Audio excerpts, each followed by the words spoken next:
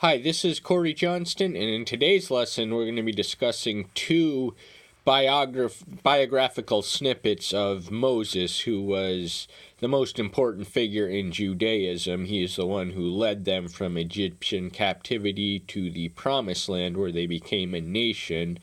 And the fullness of his biography can be found in the book of Exodus, which he personally authors. Therein we read of his birth, his life, his upbringing, his calling, his ministry, his purpose, his relation with Yahweh, his relation with the people of Israel, and his relationship with Egypt. And so that's all there, but he is mentioned often in the New Testament, but never so extensively as the two passages we'll be covering today, the first of which is in Hebrews 11. The author of Hebrews, whose name is unidentified, is his motivation was his target audience was Italian Jewish converts to Christianity living on the Italian peninsula, and he was motivated. Some of them were falling back into Judaism, so he was motivating them to embrace and accept the new and superior covenant. But the author of this gem, whoever he was, did not disrespect, degrade, or diminish their Jewish forebears in any way. As we read in the 11th chapter, this is a hall of faith, which explores and explains the path of faith and the role it played in their life through figures of Judaism and even those outside of it. Rahab, the Canaanite prostitute, is mentioned in the 31st verse, and even before Abraham, Noah, and Abel. So figures who prefigure Judaism are also in this hall of faith. But of Moses we read in the 23rd verse, "By faith Moses, having been born, was hidden 3 months by his parents, because they saw he was a comely child, and were not afraid of the king's command." The king's command, the Israelites were in bondage at this moment in time. They came unto Egypt, where Joseph served as prime minister. Then at an unidentified period of history, there came along a king who knew not Joseph, and he enslaved Israel on the pretext that if they were invaded by an outside force having a nation within their nation, they could easily side with them. So he saw fit to, as a means, because their population was so out of control, they were the size of a nation and dwelling in a nation, he saw fit to enslave them. And then when the population remained worrisome enough, he issued an order of infanticide, whereby Hebrew parents were commanded to kill the firstborn of their children. And of course that would eventually be visited on the Pharaoh himself and the entire land of Egypt in the 10th and final plague. But the parents noticed something extraordinary and worth keeping in this boy, so much so that they defied the king's order, and something good did end up happening. "By faith Moses, having become great, refused to be called the son of the daughter of Pharaoh." So when he was put in the basket and sent out to drift on the Nile River, the river which ran through the civilization of ancient Egypt, upon which it very much revolved, who but the daughter of the Pharaoh who had issued this command had noticed him, and so she adopted him into the royal family. As such, he would have had all the perks and privileges that such a position would entail. He would be exposed to the finest literature, the best education, and all of the privileges of being a prince with none of the responsibilities of being a ruler. But he shunned that life for a good reason, as we'll read. "Choosing rather to be afflicted with the people of Elohim than to enjoy the pleasure of sin for a time." So when he came to an awareness that he was in fact of Hebrew stock, and his people had formed the slave caste in the system of which he was a prince of, he had an identity crisis. His identity crisis was being too Hebrew for the Egyptians and being too Egyptian for the Hebrews. So he didn't really fit in anywhere, yet he chose to discard the robes of royalty and put on the sackcloth of the wanderer. Like Abraham, he was going to uproot from the life he had lived, the life he was comfortable with, the life he was familiar with, to settle in the land which was promised of Elohim. And the temptations for sin were certainly there. They would have been more prolific at the royal palace. Sin does have its pleasure for a season, but eventually it gets boring and there are consequences for it. So sin begins in great excitement and great ecstasy at times, but when it becomes practiced repetitively enough, it eventually has a sedative quality which just bores the sinner, and so they're constantly looking, constantly scratching, and constantly itching for another sin or a more enhanced form of the same sin which they treasure. Deeming the reproach of Messiah greater riches than the treasures in Egypt, for he was looking to the reward.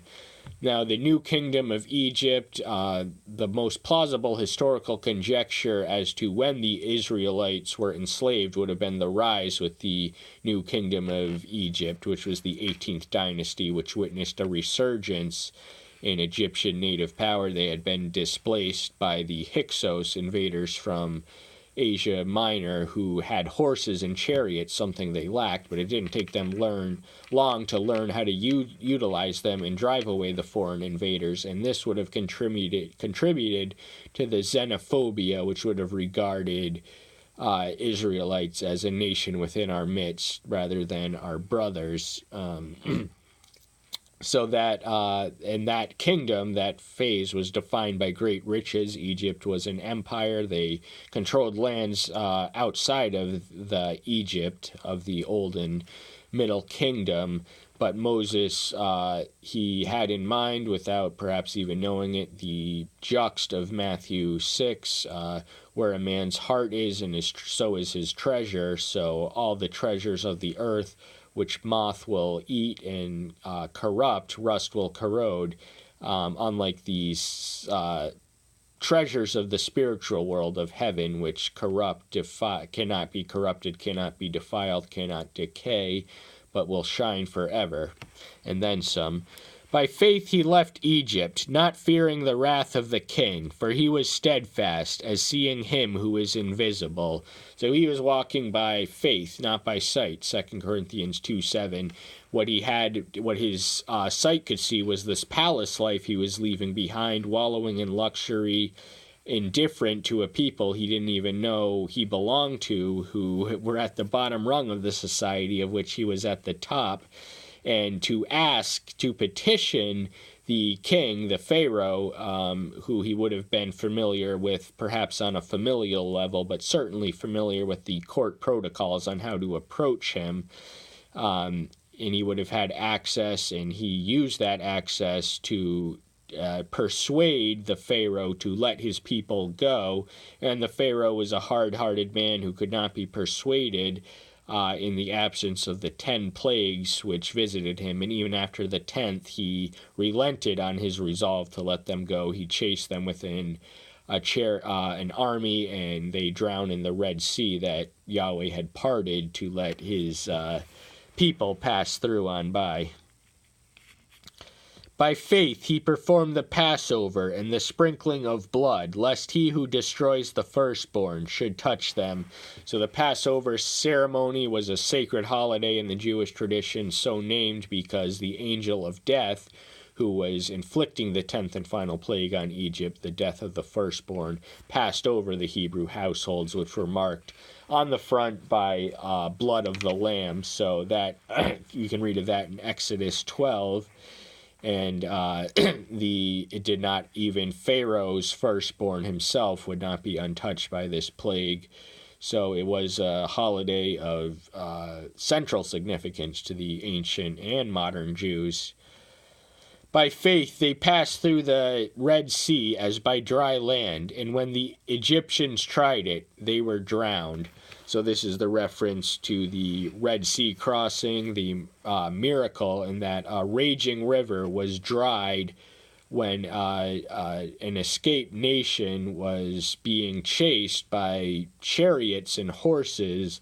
They had little time before they caught up, but before them was the Red Sea, this great body of water, which Yahweh had parted the ways of, giving them a dry road to walk through unmolested by the army behind him.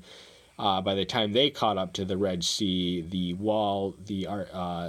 passageway had closed and they had drowned in the middle of it. And so the threat and the menace of the Egyptians violently forcing them to return was rescinded. And now we're going to turn to Stephen's speech, or the portion of it of which emphasizes Moses. Stephen was the first Christian martyred for his witness in the temple, and he was held in charge with holding the temple in the law of Moses disregard. But in his bold temple speech, he emphasizes Moses. So Moses was very much a man who was central in his heart, and he certainly was consistent with his spirit. He just embraced the new and superior faith for what it was. So the first verse we're going to read is the 17th, which reads, "But as the time of the promise drew near, which Elohim had sworn to Abraham, the people increased and multiplied in Egypt." So even though they had been promised the land of Abraham, when Joseph went down there during an international famine, he read the Pharaoh's dream and implemented a plan in response to that dream, which would allow Egypt to become the breadbasket of the world during this global famine. And because they were comfortable, they were given the lands where they could shepherd, that was known as Goshen. They stayed there and multiplied as a nation within a nation until they grew sufficiently large to provoke Pharaoh into fear and suspicion and compel him to enslave them. Until another king arose who did not know Joseph. This is in Exodus 1:8. Now, who this Pharaoh was not known, but in all likelihood it was Amhos who established the new kingdom for reasons we discussed before. "Having dealt treacherously with our race, this one mistreated our fathers, making them expose their children so that they should not live." This is in reference to the infanticide law. So once he had enslaved them, he dealt treacherously with them because they had multiplied sufficiently before they were enslaved to compel him to enslave them. And then even when they were enslaved, they were growing too numerous. So he issued the law making them kill their firstborn. "At that time Moses was born, and he was well-pleasing to Elohim, and he was reared 3 months in the house of his father."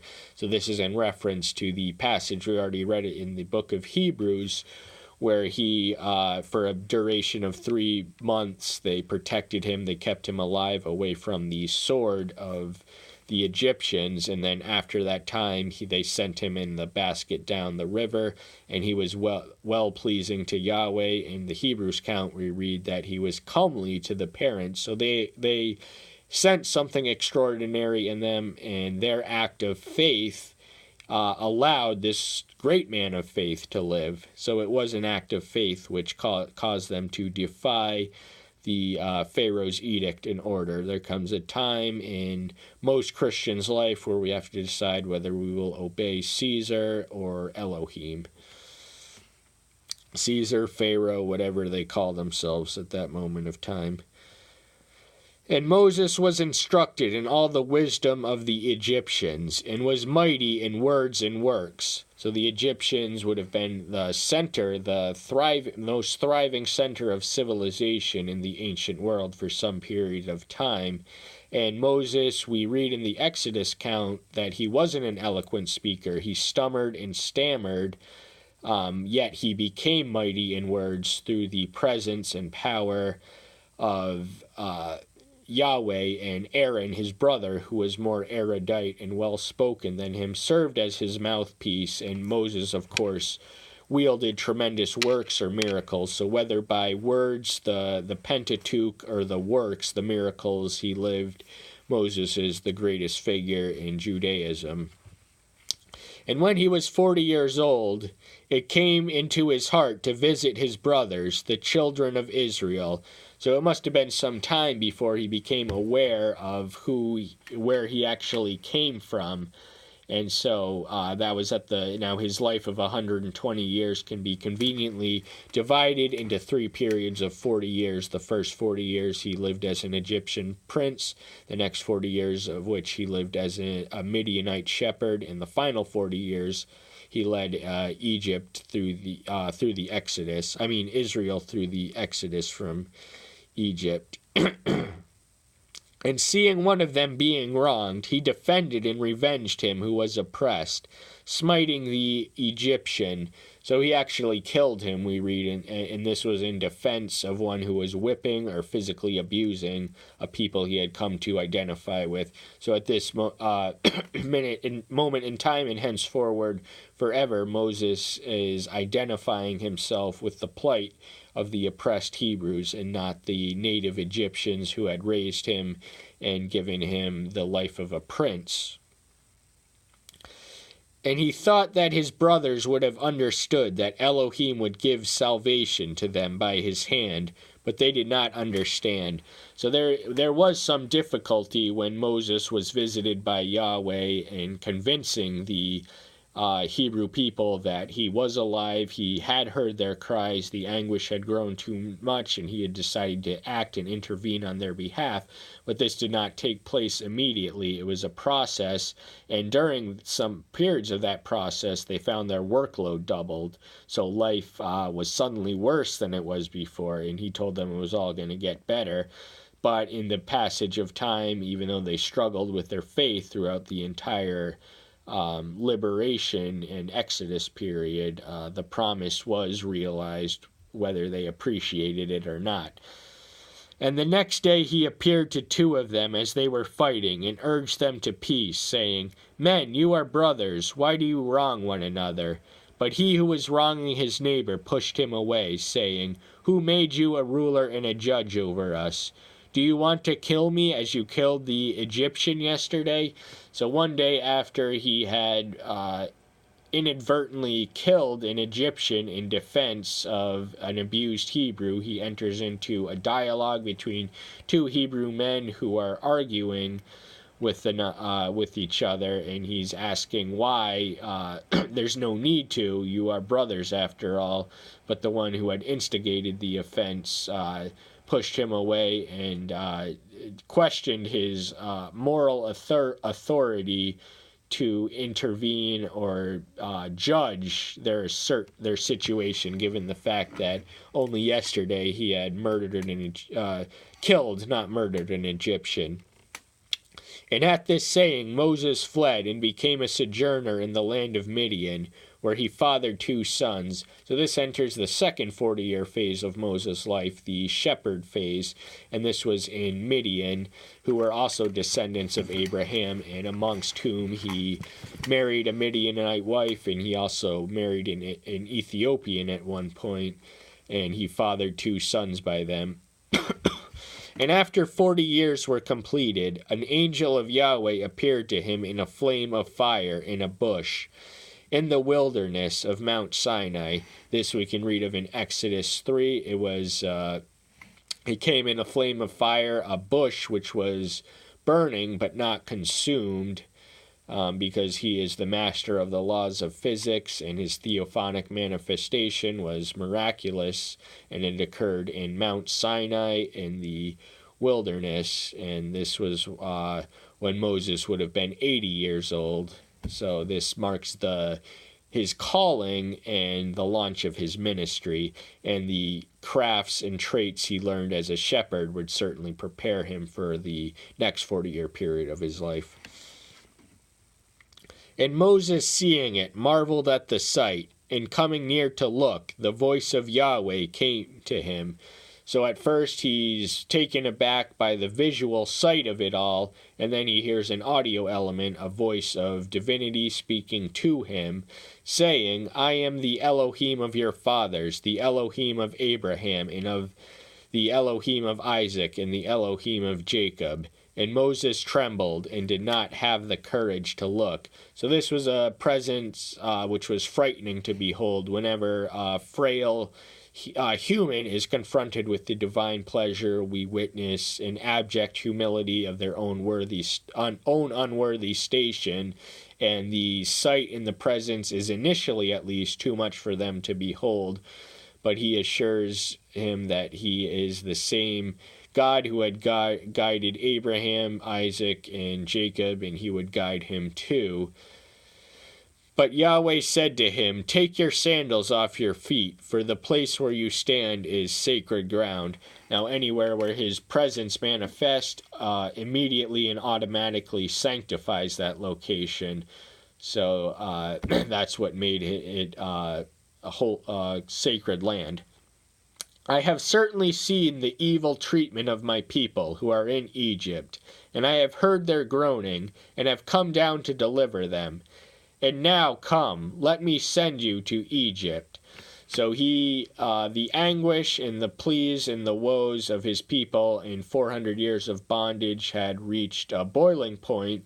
They had screamed up to the heavens. He had heard it and finally decided to do something about it. And Moses was his chosen human instrument to bring about the change that he had planned in motion. "This Moses whom they had refused, saying, 'Who made you a ruler and judge?' This one Elohim sent to be a ruler and a deliverer by the hand of the angel who appeared to him in the bush." So his authority henceforth would be uncontested by men who had questioned his fitness to arbitrate in their own affairs, given that he, in a moment of passion, had killed an Egyptian in defense of a Hebrew, but now he came bearing the sign, the power, and the presence of the Almighty, and so no one could question his authority at this point. "This one led them out, after he had done wonders and signs in the land of Egypt, and in the Red Sea, and in the wilderness 40 years. So from start to finish, his ministry was marked by miracles. It was he who promised the 10 plagues, the 10th and final of which eventually compelled the Pharaoh to let his people go. And he parted the Red Sea. He did miracles all throughout the 40-year period. Even the falling of the manna from heaven was a miracle in itself. "This is the Moses who said to the children of Israel, 'Yahweh your Elohim shall raise up for you a prophet like me, and from your brothers, him you shall hear.'"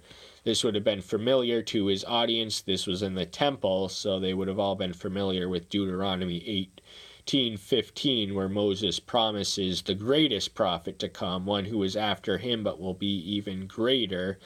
And this is the hope and expectation of the Jewish people. Moses was not destined to remain the pinnacle figure in Judaism, but the fact that the majority of the Jews rejected the one he pointed to in Deuteronomy 18:15, he has remained as such for them. "This is he who in the assembly in the wilderness with the angel who spoke to him on Mount Sinai, and with our fathers, who received the living words to give to us."